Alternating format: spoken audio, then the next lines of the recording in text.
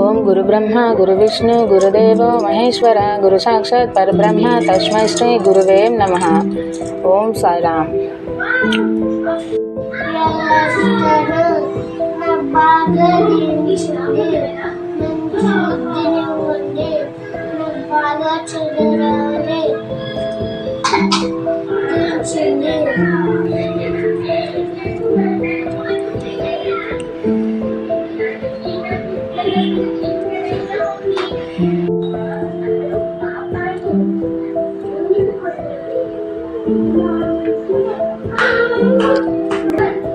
దీపారాధన అయింది కాబట్టి ఇప్పుడు మా బాబు స్కూల్కి వెళ్ళడానికి టైం అవుతుంది.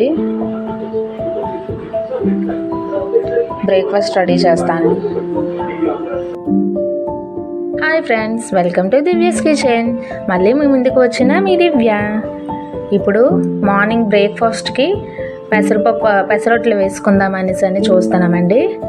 అందుకోసమని కొద్దిగా పెసరపప్పు నానబెట్టుకున్న పెసరపప్పుని ఇదిగో ఇలా మిక్సీ కప్లో వేసుకొని మిక్సీ కొడతాము.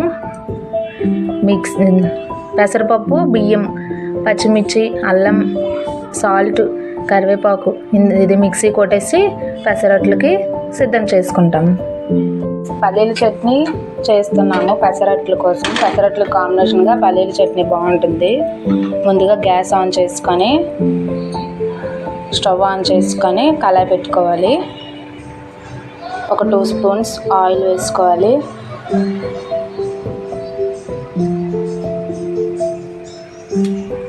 ఆయిల్ కొద్దిగా హీట్ ఎక్కాక 1 స్పూన్ జీలకర్ర, ఒక 5-6 వెల్లుల్లి రెబ్బలు,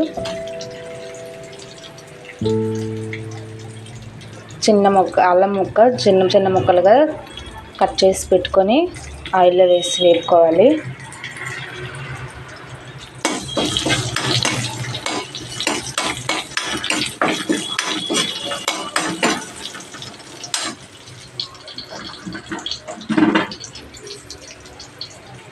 ఒక 8 పచ్చిమిర్చి,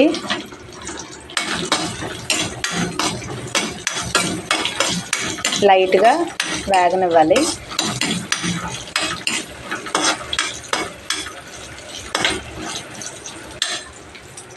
వేగాక ఒక గుప్పెడు పలుకులు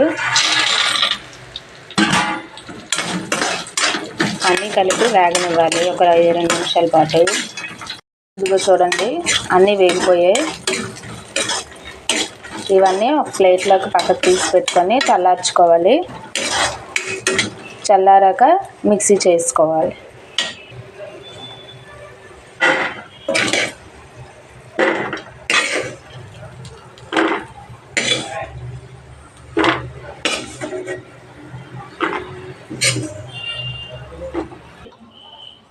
ఇదిగో చూసారుగా, మొత్తం ఇలా ప్లేట్లోకి తీసుకొని చల్లారబెట్టుకోవాలి.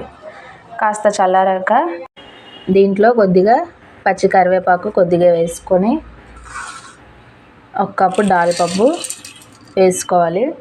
దాల్పప్పు వేపకూడదండి, పచ్చిదే వేసుకోవాలి. ఇది మిక్సీ చేసుకోవాలి. కొద్దిగా రుచికి సరిపడా ఉప్పు, 1 గ్లాస్ మంచినీళ్ళు వేసుకొని మిక్సీ చేసుకోవాలి. Hi friends, morning breakfast ready. పెసరట్లు, పల్లీలు, దాల్పప్పు చట్నీ. పెసరట్టుకి ఏమేమి వేసుకోవాలంటే కొద్దిగా పెసరపప్పు, ఒక బీరకాయ పీచు, కొద్దిగా బియ్యం, జీలకర్ర, పచ్చిమిర్చి, అల్లం, తగినంత సాల్ట్ వేసుకొని మిక్సీ చేసుకొని 1 గంట సేపు నానబెట్టుకోవాలి.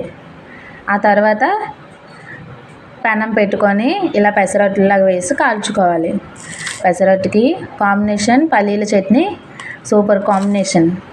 ఎంతో రుచికరమైన టేస్టీ పెసరట్లు. Bye friends.